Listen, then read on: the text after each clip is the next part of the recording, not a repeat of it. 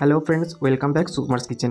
আজকে বানাবো একটা হেলদি টিফিন বা স্ন্যাক্স রেসিপি। তো বাচ্চাদের তো টিফিন বানাতে হয়, তাদের জন্য কিন্তু এটা খুবই স্বাস্থ্যকর। তো প্রথমে এখানে একটা বাটারের মধ্যে সামান্য একটুখানি রসুন আর দিয়ে দিয়েছি কাঁচা লঙ্কা কুচি, দিয়ে একটু ভেজে নিয়ে তার মধ্যে পেঁয়াজ কুচি দিয়ে আরেকটু ভেজে নেওয়ার পর তার মধ্যে স্লাইস করে রাখা টমেটো আর স্লাইস করে রাখা আমি এখানে দিয়েছি ক্যাপসিকাম দিয়ে বেশ ভালো করে একটুখানি ভাজতে হবে। তার মধ্যে একটু সয়া সস দিয়ে দিয়েছি, লবণ আর দিয়ে দিয়েছি একটুখানি গোলমরিচের গুঁড়ো দিয়ে বেশ ভালো করে নাড়াচাড়া করে নিয়ে সামান্য একটুখানি ধনেপাতা কুচি আর লাস্টে নামাবার আগে একটু বাটার দিয়ে কিন্তু নামিয়ে নিয়েছি। আর এদিকে অলরেডি আমি ব্রেডগুলোকে চারধার কেটে রেখেছি।